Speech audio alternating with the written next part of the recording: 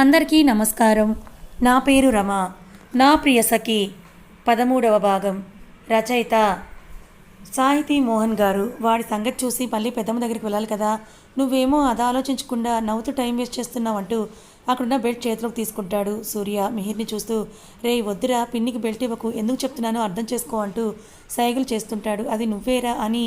కానీ మంచి ఫ్లోలో ఉన్న మన మిహిర్ బాబు సూర్య సైకిల్ని అర్థం చేసుకోకుండా, అమ్మ ఇదిగో బెల్ట్ అంటూ ఆవిడకి ఇస్తూ, ఇంతకీ ఇక్కడ అందరూ రెడీగా ఉన్నారు కదా, నువ్వెవరి కోసం అడిగావు ఈ బెల్ట్ని అని అడుగుతాడు మిహిర్ తన సందేహాన్ని బయటపెడుతూ. వాణి గారు చేతులు కట్టుకొని, వాళ్ళు ఓకే, మరి నీ సంగతి ఏంటి అన్నట్టుగా మిహిర్ని టాప్ టు బాటం చూసి, నిన్ను నువ్వు చూసుకో అన్నట్టుగా ఒక లుక్ విసురుతాడు.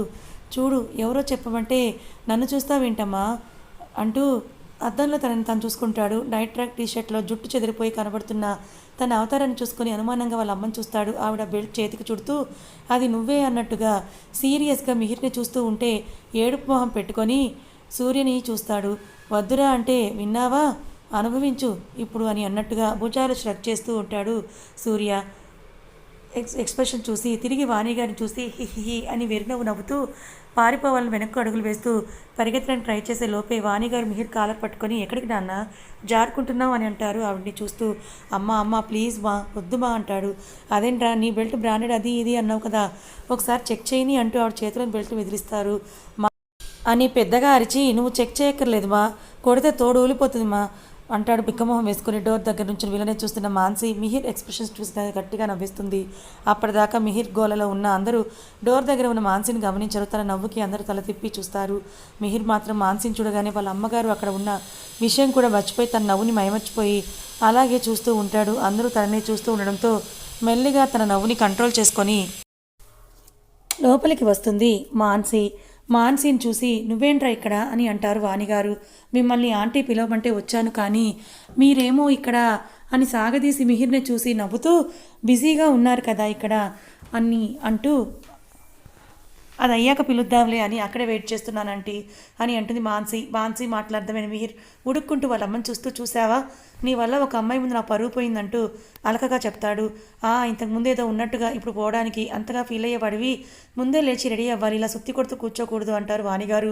ఓ హలో, నువ్వు వచ్చి కూర్చొని డిస్కషన్ స్టార్ట్ చేసి ప్రొలాంగ్ చేయబట్టే కదా ఇంత లేట్ అయింది, వచ్చి మామూలుగా రెడీ అవ్వడం చెప్పి వెళ్ళిపోతే ఈ పాటిని రెడీ అయ్యి నీ ముందే ఉండేవాడిని, నువ్వు వచ్చి లేట్ చేసింది కాక నన్నంటావా అమ్మా అంటాడు మిహిర్.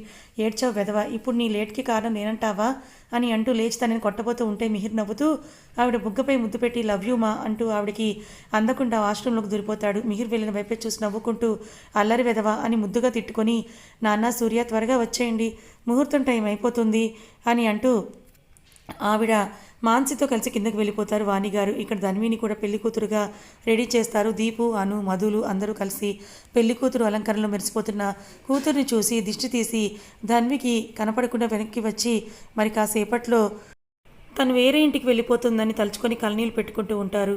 సాహితీ గారు అప్పుడే ధన్వి కోసం రూమ్లోకి వచ్చిన సౌజన్య గారు ఆవిడ్ని చూసి, అయ్యో వదిన ఎందుకలా బాధపడుతున్నారు మీరు, మీ అమ్మాయిని మా ఇంటికి రానిలా చూసుకుంటాము, మీరు తన విషయంలో ఏం బాధపడద్దు, పైగా మిమ్మల్ని ఇలా చూస్తే తను ఇప్పటి నుండి బెంగ పెట్టేసుకుంటుంది, తన పెళ్ళి ఎంజాయ్ చేయలేదు, ప్లీజ్ కంట్రోల్ చేసుకోండి అంటూ ఆవిడ్ని ఓదారుస్తారు సౌజన్య గారు.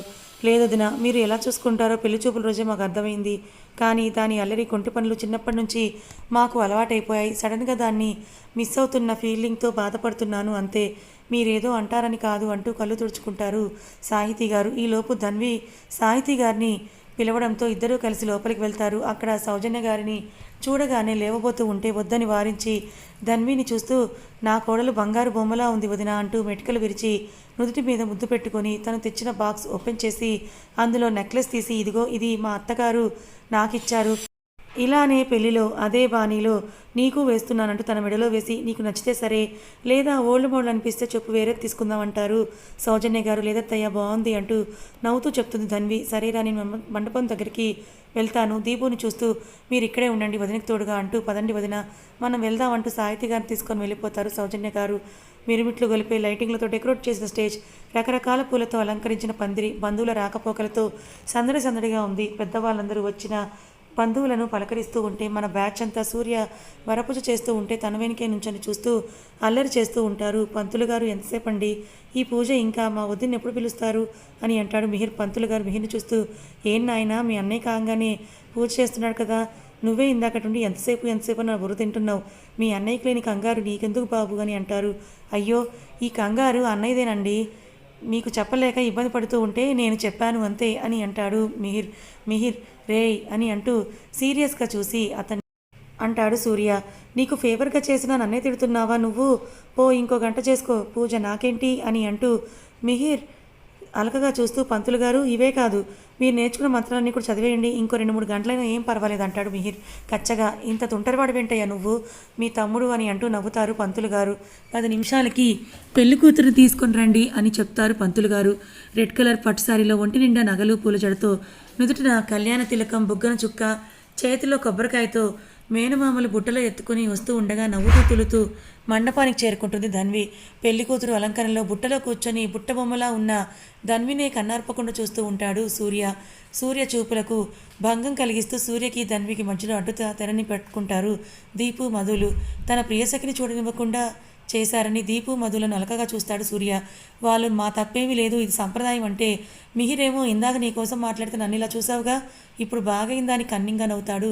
సూర్య ఫేస్ని చూసి నవ్వేస్తూ, ఇంకా కాసేపే కన్నయ్య, తర్వాత నీ భార్యగా ఎప్పుడు నీ పక్కనే ఉంటుందిగా అంటారు సౌజన్య గారు. వీళ్ళ మాటలు వింటూ సిగ్గుపడుతూ నవ్వుతూ ఉంటుంది ధన్వి.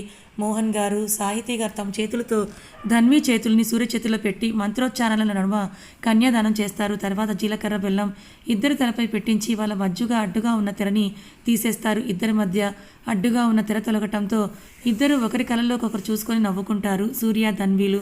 తర్వాత మంగళసూత్ర ధారణ చేయమంటూ సూర్య చేతికి తాళిని అందిస్తారు పంతులు గారు. తాళిని చేతిలోకి తీసుకొని లేచి ధన్వి ముందు నుంచొని తన కళ్ళలోకే చూస్తాడు సూర్య. తన భావాలు అర్థం చేసుకున్న ధన్వి సూర్యను చూసి నవ్వుతూ తలదించుతుంది కట్టమన్నట్టుగా. వెనక ఉన్న అను మాన్సిలు ధన్వి జడను పైకి పట్టుకోగా నవ్వుతూ తన ప్రియసఖి మెడలో 3 ముళ్ళు వేసి తన దాన్ని చేసుకుంటాడు సూర్య. తర్వాత ఇద్దరి చేత దండలు మార్పించి తలంబ్రాలు, సప్తపది, నాగవల్లి, అరుంధతి కార్యక్రమాలు అన్నీ కూడా పూర్తి చేసి సంతోషంగా పెళ్లితంతును ముగిస్తారు. అప్పగింతల కార్యక్రమం మొదలు కాగానే మోహన్ గారు, సాహితీ గారు బాధగా ధన్వి చేతులను సూర్య, సౌజన్య, విష్ణు గారి చేతుల్లో పెట్టి ధన్విని వాళ్ళకు అప్పగిస్తారు బరువైన గుండెలతో. తర్వాత సూర్య వాళ్ళు కారు దగ్గరికి వచ్చాక కారు ఎక్కే ముందు అప్పటిదాకా ఆపుకున్న తన కన్నీళ్లను ఇంకా ఆపలేక మోహన్ గారిని పట్టుకొని ఏడ్చేస్తుంది ధన్వి. మోహన్ గారు, సాహితీ గారు కూడా ధన్విని చుట్టుకొని బాధపడతారు. కాసేపటి తర్వాత ధన్విని నార్మల్ చేయడానికి, అమ్ములు ఇలా చూడు, నువ్వు నా అమ్ములు తల్లివేనా, నా బంగారం అయితే ఇలా ఏడవదు, తను చాలా ధైర్యవంతురాలు అంటారు మోహన్ గారు. మోహన్ గారి మాటలకి కళ్ళు తుడుచుకుంటూ, లేదు నేను ఎప్పటికీ మీ కూతుర్నే, అసలు ఏడవను అంటూ బలవంతంగా నవ్వుతుంది ధన్వి. ధన్వి ఫేస్ని తన దోసిట్లోకి తీసుకుంటూ, అసలు బెంగ పెట్టుకోవద్దు, నేను నిన్ను చూడటానికి ఎప్పుడూ వస్తూనే ఉంటాను కదా, సరేనా అంటూ తన కళ్ళు తుడుస్తూ చెప్తారు మోహన్ గారు. అంటూ తలూపి చుట్టూ ఒకసారి చూసి, నాన్న అన్నయ్య ఏడి అని అడుగుతుంది ధన్వి. అప్పటి వరకు ఎవరూ గమనించరు చరణ్ అక్కడ లేడన్న విషయం. చరణ్ కోసం చుట్టూ వెతకగా వీళ్ళకి దూరంగా అటు తిరిగి నుంచొని కనిపిస్తాడు చరణ్. చరణ్ని చూసిన ధన్వి తల తిప్పి అతన్ని చూస్తూ ఉంటుంది. ధన్వి మనసులోని భావాలు అర్థమైన సూర్య ధన్విని చూసి నవ్వుతూ తన భుజం చుట్టూ చెయ్యి వేసి చరణ్ దగ్గరికి తీసుకొని వెళ్తాడు. చరణ్ దగ్గరికి రాగానే తన భుజంపై చెయ్యి వేసి అన్నయ్య అని పిలుస్తుంది ధన్వి. ధన్వి రాకని గమనించిన చరణ్ తన కన్నీళ్ళని ఆమెకి కనపడినివ్వకుండా తుడుచుకొని వెనక్కి తిరగకుండానే ఏంట్రా అని అంటాడు చరణ్ దగ్ధమైన స్వరంతో. అన్నయ్య నేను వెళ్ళొస్తాన్రా అని అంటుంది ధన్వి వెక్కుతూ. తన గొంతు విని తన ప్రమేయమే లేకుండా ఉబ్బుకుతున్న కన్నీళ్ళను ఆపుకుంటూ జాగ్రత్త అంటాడు ఇటు తిరగకుండానే. నువ్వు నవ్వుతూ బాయ్ చెప్తేనే నేను వెళ్తానంటుంది ధన్వి. విసిగించకు, లేట్ అవుతోంది, నువ్వు బయలుదేరు, అత్తయ్య మావయ్య వాళ్ళు వెయిట్ చేస్తున్నారు నీకోసం అంటాడు చరణ్. అన్నయ్య ప్లీజ్ అంటుంది అర్థింపుగా. తను వినదని అర్థమైన చరణ్ తన కన్నీళ్ళు ఆపుకుంటూ ధన్వి వైపే తిరుగుతాడు. ధన్విని చూడగానే ఇంకా తన వల్ల కాక తనని హక్ చేసుకుని ఏడ్చేస్తాడు చరణ్. కాసేపటికి ధన్విని వదిలి కళ్ళు తుడుచుకుంటూ తన భుజం చుట్టూ చెయ్యి వేసి సూర్యనే చూస్తూ, నా చెల్లెలు వట్టి అల్లరిపిల్ల, తోకలేని కోతి ఎలా వేగుతారో ఏంటో అంటాడు చరణ్ ధన్విని నవ్వించడం కోసం. చరణ్ మాటలకి కళ్ళు తుడుచుకొని, నేను కోతినైతే నువ్వేంట్రా చింపాచీవా అంటూ నవ్వుతూ చరణ్ని కొడుతుంది ధన్వి. ధన్వి నవ్వును చూసి, నువ్వెప్పుడు ఇలా నవ్వుతూ హాయిగా ఉండాలిరా అని నుదుటిన ముద్దు పెట్టుకొని, పద అక్కడ అందరూ కూడా అత్తయ్య వాళ్ళు నీకోసమే వెయిట్ చేస్తున్నారంటూ వాళ్ళని తీసుకుని కార్ దగ్గరికి వస్తాడు చరణ్. సూర్యని హక్ చేసుకొని, మీకు చెప్పక్కర్లేదు కానీ నా చెల్లెలు జాగ్రత్త బావా అంటాడు చరణ్. నీ చెల్లెలు నా ప్రాణం బావా, తనని నేను బాధ పెడతాను అంటాడు సూర్య. కానీ పాపం తనకేం తెలుసు, ఆ సమయంలో తను చేసే ఒక చిన్న తప్పు వాళ్ళ జీవితంలో ఎడబాటుకి కారణమవుతుందని, ఆ తప్పుకు తను భారీ మూల్యమే చెల్లించాల్సి వస్తుందని. ఎంత తెలివిగల వారైనా ఒక్కోసారి వాళ్ళకు తెలియకుండానే చిక్కుముళ్ళల్లో పడతారు. ఆ ముళ్ళను ఆలోచనతో, ఓర్పుతో విడదీయగలిగితేనే బంధానికి దగ్గరవుతారు. అలా కాక ఆవేశంతో లాగేస్తే బంధం కూడా విచ్ఛిన్నమైపోతుంది. చూద్దాం సూర్య ఎలా ఆలోచించి ఆ చిక్కుముల నుంచి బయటపడతాడు. చరణ్ ఇద్దరిని హక్ చేసుకుని జాగ్రత్తలు చెప్పి వెనక ఉన్న దీపు వైపు చూస్తాడు. దానిని జాగ్రత్తగా చూసుకోన్నట్టుగా కళ్ళతోనే సైగ చేస్తాడు. చరణ్ సైగలు అర్థమైన దీపు నేను చూసుకుంటాను అన్నట్టుగా కళ్ళు ఆర్పి అభయహస్తం ఇస్తుంది చరణ్కి డ్రామాటిక్గా. దీపు అలా చేయగానే అప్పటి వరకు డల్గా ముడుచుకొని ఉన్న చరణ్ పెదాలు చిరుమందహాసం చేస్తూ విచ్చుకుంటాయి. ధన్వి, రఘు గారు, జాను గారు దగ్గరికి వెళ్ళి నేను వెళ్ళొస్తాను అంకుల్ ఆంటీ అంటుంది వాళ్ళని చూస్తూ. జానకి గారు నవ్వి నుదుటిన ముద్దు పెట్టుకొని జాగ్రత్తరా అంటారు. రఘు గారు ధన్వి తలపై చెయ్యి వేసి నువ్వక్కడ హ్యాపీగా ఉంటావన్న నమ్మకం నాకుందిరా, జాగ్రత్త అంటారు. అని తలూపి కన్నీళ్లతో అందరినీ చూస్తూ సూర్యతో కలిసి కార్ దగ్గరికి వెళ్తుంది ధన్వి. సూర్య, ధన్వి మిగతా ఫ్యామిలీస్ అందరూ కార్స్లో కూర్చోగానే కార్లన్నీ సూర్య ఇంటికి స్టార్ట్ అవుతాయి. వెళ్తున్న కార్లనే చూస్తూ మోహన్ గారు, సాహితీ గారు బాధపడుతుంటే చరణ్ ఇద్దరు భుజాల చుట్టూ చేయి వేసి అమ్ములు అక్కడ హ్యాపీగా ఉంటుంది, అందరూ తనని ఎంత ప్రేమిస్తున్నారో చూశాం కదా, అయినా మీరు ఇలా బాధపడుతూ ఉంటే అక్కడ అది హ్యాపీగా ఉండలేదు, సరేనా, పదండి మళ్ళీ మనం మార్నింగ్ వాళ్ళ ఇంటికి వెళ్ళాలి కదా అంటూ వాళ్ళని తీసుకుని రఘు గారు వాళ్ళతో కలిసి ఇంటికి వెళ్ళిపోతారు. కారులో కూర్చున్న ధన్వి వాళ్ళని విడిచి దూరంగా వెళ్తున్నందుకు బాధపడుతూ ఉంటే సూర్య ధన్వి చేతిని తన చేతిలోకి తీసుకొని నువ్వు ఇంత బాధపడితే నేను చూడలేనురా, నీకు ఎప్పుడు వాళ్ళని చూడాలనిపిస్తే అప్పుడు వెళ్ళొచ్చు, వాళ్ళు కూడా వస్తూనే ఉంటారు కదా అలకగా ఫేస్ పెట్టి, అయినా వెళ్ళమన్నాను కదా అని నన్ను వదిలేసి అక్కడే చాలా రోజులు ఉండిపోకు అని 2-3 రోజులు ఉండి వచ్చేసాయి సరేనా అంటాడు ఉదారంగా. సూర్య చెప్పిన తీరు, తన ఎక్స్ప్రెషన్స్ చూస్తూ 2-3 రోజులు చాలా ఎక్కువేమో అని అంటుంది. పోనీ మార్నింగ్ వెళ్ళి ఈవినింగ్ కల్లా వచ్చేస్తాలేండి అంటుంది ధన్వి వెటకారంగా. అలా అన్నావు బాగుంది అని అంటాడు సూర్య ఎగ్జైటింగ్గా. సూర్య ఎక్స్ప్రెషన్స్ చూస్తూ హాయిగా నవ్వేస్తుంది ధన్వి. నవ్వుతున్న తననే చూస్తూ నువ్వెప్పుడు ఇలానే ఉండాలంటూ నుదుటిన ముద్దు పెట్టుకుని దగ్గరికి తీసుకుంటాడు సూర్య. సూర్య భుజంపై తలవాల్చి పడుకుంటుంది ధన్వి. సూర్య ఏవో కబుర్లు చెప్తూ ఉంటే వింటూ బాగా అలసిపోయి ఉండడంతో అలానే నిద్రలోకి జారుకుంటుంది ధన్వి. సూర్య మాట్లాడుతూ ఉంటే ధన్వి నుంచి ఏ రియాక్షన్ లేకపోయేసరికి సూర్య కొంచెం బెండ్ అయ్యి తన మొహంలోకి చూస్తాడు. అలసిపోయి నిద్రపోతున్న తనని చూసి నవ్వుకొని తనని సరిగ్గా పడుకోబెట్టుకొని తనని చూస్తూ కూర్చుంటాడు. 2 గంటల ప్రయాణం తర్వాత సూర్య ఇంటికి చేరుకుంటారు అందరూ. ధన్వీని చూస్తూ కూర్చున్న సూర్య కార్ ఆగిన సౌండ్కి తన నుంచి చూపు మరల్చి చుట్టూ చూస్తాడు. వాళ్ళ ఇంటికి చేరుకున్నామని తెలియటంతో తిరిగి ధన్వీని చూసి అంత అమాయకంగా పడుకున్న తనని లేపాలనిపించకపోయినా తప్పక చిన్నగా తన చెంపపై తడుతూ ధన్వి అని పిలుస్తాడు. కానీ మన ధన్వి పాప నిద్రకి బ్రాండ్ అంబాసిడర్ కదా, తను ఎక్కడుందో మర్చిపోయి అని కదిలి సూర్య చేతిని తన చేతుల్లో బంధించి చెంప కాంచుకొని కొంచెం సేపు పడుకుంటాను మా అంటుంది. సూర్య తనని చూసుకొని నవ్వుకుంటూ తన చేతిని మెల్లిగా తీసుకొని ధన్వి నేను సూర్యని మనం ఇంటికి వచ్చేసాం, ఇంకా మనం కార్ దిగకపోతే ఏదో అనుకుంటారు, తర్వాత నీ ఇష్టం అంటూ తన బుగ్గ మీద ముద్దు పెడతాడు. సూర్య మాటలకి నిద్రమత్తు వదలగా తన బుగ్గపై చేయి పెట్టుకుని అలకగా సూర్యని చూస్తుంది. ధన్విని చూసి నవ్వుకుంటూ వెళ్దామా అంటాడు సూర్య. అని తలూపి కార్ దిగుతుంది ధన్వి. వీళ్ళిద్దరూ కలిసి గుమ్మం దగ్గరికి వచ్చేసరికి దీపు, మధులు హారతి తీసుకొని రెడీగా ఉంటారు. దీపు, మధులు ఇద్దరికి కలిపి దిష్టి తీయగానే లోపలికి వస్తుంటే ఎక్కడికి అమ్మ అలా నేరుగా వచ్చేస్తున్నారు అంటుంది మధు. మిహిర్ అయోమయంగా మధుని చూస్తూ ఇంట్లోకి రాక ఎక్కడికి వెళ్తారే, నువ్వు నీ పైచం అడ్డు తప్పుకో అంటాడు. మిహిర్ని గుర్రుగా చూస్తూ నువ్వు ఉండడానికి ఏం తెలియదు అంటూ సూర్య వాళ్ళ వైపు తిరిగి ఇలా నేరుగా ఇంట్లోకి వచ్చేయకూడదు అన్నయ్య, మీరు ఎవరితో కలిసి వచ్చారో చెప్పి అప్పుడు రావాలి అంటుంది మధు. మధు మాటలకు ధన్వి సిగ్గుపడుతూ ఉంటే వదిన సిగ్గుపడుతోంది, ముందు నువ్వు చెప్పన్నయ్యా అని తర్వాత వదిన చెప్తుంది అంటుంది దీపు. దీపు మాటలకి అవునన్నయ్య, నీకు కోపం అల్లరి తప్పనిస్తే ఈ ఐటెం గురించి అసలు తెలియదు కదా, త్వరగా చెప్పేస్తాయి, నుంచొని పాపం కాలు లాగేస్తున్నాయి, మీరు చెప్తే త్వరగా లోపలికి వెళ్ళి హ్యాపీగా స్లీప్ వేయచ్చు అంటాడు మిహిర్ ఆవలిస్తూ. పడుకుంటావు, నీకు ఆ ఛాన్స్ లేదు, రేపు వ్రతానికి ఏర్పాట్లని నువ్వే చూసుకోవాలి, సూర్య బయటికి వెళ్ళకూడదు అంటూ మిహిర్ చెప్పి పిలుస్తారు వాణిగారు. అబ్బా అమ్మ ఏంటి మా నాకు ఈ అన్యాయము, పొద్దున్నే పడుకోనివ్వలేదు, ఇప్పుడు పడుకోకపోతే ఎలా, పాపం అసలే చిన్నపిల్లని ఏమైపోతాను అంటాడు చెవిరుద్దుకుంటూ. పిల్లల్ని ఎత్తుకుపోయేవాడిలా ఉన్నావు, నువ్వు చిన్నపిల్లాడు వెంట్రా అంటూ నవ్వుతారు వాణిగారు. మాత నన్ను ఇంత అమాయకుడినైనా నీ కన్న కొడుకుని అంత మాట అంటావా, నేను అలిగాను మన ఇంటికి వెళ్ళిపోతాను అని డ్రామాటిక్గా అంటూ వెనక్కి తిరుగుతూ ఉంటాడు మిహిర్. వెనక్కి తిరిగిన మిహిర్ కాలర్ పట్టుకొని, ఆహా, ఈ వంకతో పనిని తప్పించుకొని పారిపోదామని చూస్తున్నావా? అంత లేదులే, నోరు మూసుకొని లోపలికి నడు అని అంటారు వాణిగారు అతని కాలర్ పట్టుకొని లాగుతూ. ఊహూహూ అని అనుకుంటూ మిహిర్, నేను కూడా పెళ్లి చేసుకుంటే పోయేది అని అనుకుంటూ ఉంటాడు. ఏ పని చేయక్కర్లేదు కదా అంటాడు ఎంచక్క.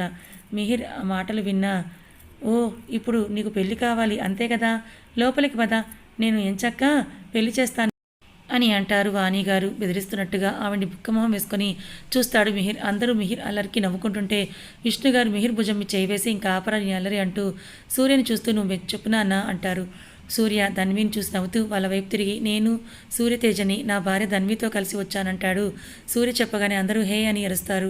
అన్నయ్య చెప్పేశాడు వదిన, ఇప్పుడు నీ వంతు అంటుంది దీపు.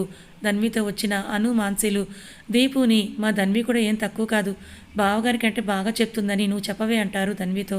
ధన్వి తలెత్తి సూర్యని చూడగానే తనని చూసి చిన్నగా నవ్వుతూ కళ్ళార్పుతాడు సూర్య. సూర్యని చూసి నవ్వుతూ వీళ్ళ వైపు తిరిగి, నిన్నటిదాకా ధన్వి మోహన్ నేను, ఇవాటి నుంచి ధన్వి సూర్యచేజగా మారి మా ఆయనతో కలిసి తన అర్థంగా నా మిట్టినింటికి వచ్చాను అంటుంది ధన్వి. ధన్వి చెప్పిన మాటలకి పెద్దవాళ్ళందరూ అబ్బురంగా చూస్తే పిల్ల బ్యాచ్ అంతా కూడా ఓ అని అరుస్తూ గోల చేస్తారు. ఇలా అన్ని సంతోషాల మధ్య సూర్యతో కలిసి తన మెట్టినింట్లో అడుగు పెడుతుంది ధన్వి. అందరూ లోపలికి వచ్చాక ధన్వితో దీపంని పెట్టించి, దీపు మధురతో వదిన్ని మీ రూమ్కి తీసుకొని వెళ్ళండి అని చెప్తుంది. ధన్విని చూసి, వెళ్ళి ఫ్రెష్ అయ్యి రామ్మా, ఇంకా డిన్నర్ చేసి త్వరగా పడుకుందు కానీ మళ్ళీ రేపు పొద్దున లేవాలి, వ్రతం ఉంది కదా అంటారు సౌజన్య గారు. సరే అత్తయ్య అంటూ దీపు మధులతో కలిసి వాళ్ళ రూమ్లోకి వెళ్ళిపోతుంది ధన్వి.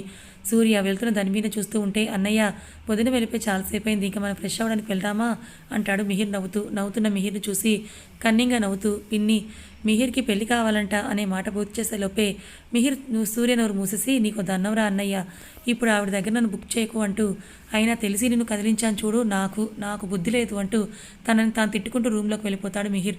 వెళ్తున్న మిహిర్ని చూసి నవ్వుకుంటూ తన వెనకే రూమ్కి వెళ్తాడు సూర్య. అందరూ ఫ్రెష్ అయి వచ్చేసరికి డిన్నర్ రెడీ చేసి వాళ్ళు ఫ్రెష్ అయి వస్తారు. సౌజన్య గారు, వాణి గారు, ధన్వి, దీపు, మను, ఆన్సీలు అందరూ కూడా కిందకి వస్తారు. అక్కడే సోఫాలో కూర్చున్న సూర్య సింపుల్గా డ్రెస్లో నగలన్నీ తీసేసి మెడలో తను కట్టిన పసుపు తాడుతో, చేతుల నిండా గాజులతో, కాళ్ళకి పట్టీలు, మట్టెలతో, మొహంలో పెళ్లికలతో నవ్వుకుంటూ వస్తున్న ధన్విని కొత్తగా అప్పుడే చూస్తున్నట్టుగా మైమర్చిపోయి అలా చూస్తూ ఉండిపోతాడు సూర్య. ధన్వి కిందకి రాగానే నైట్ ట్రాక్ టీషర్ట్లో చిరునవ్వుతో తననే చూస్తూ ఉన్న సూర్యని చూసి చిన్నగా నవ్వుతూ ఏంటన్నట్టు కళ్ళెగరేస్తుంది ధన్వి చర్యకి తేరుకున్న సూర్య ఏం లేదన్నట్టుగా కళ్ళార్పి తనని చూసి నవ్వుతాడు. ఇంతలో సర్వెంట్స్ డిన్నర్కి పిలవడంతో అందరూ కలిసి డిన్నర్ చేయడానికి కూర్చుంటారు. సూర్య ధన్విని పక్కపక్కనే కూర్చోపెట్టి మిగతా వాళ్ళ చుట్టూ కూర్చుంటారు. అందరూ కబుర్లు చెప్పుకుంటూ భోజనాలు చేస్తారు.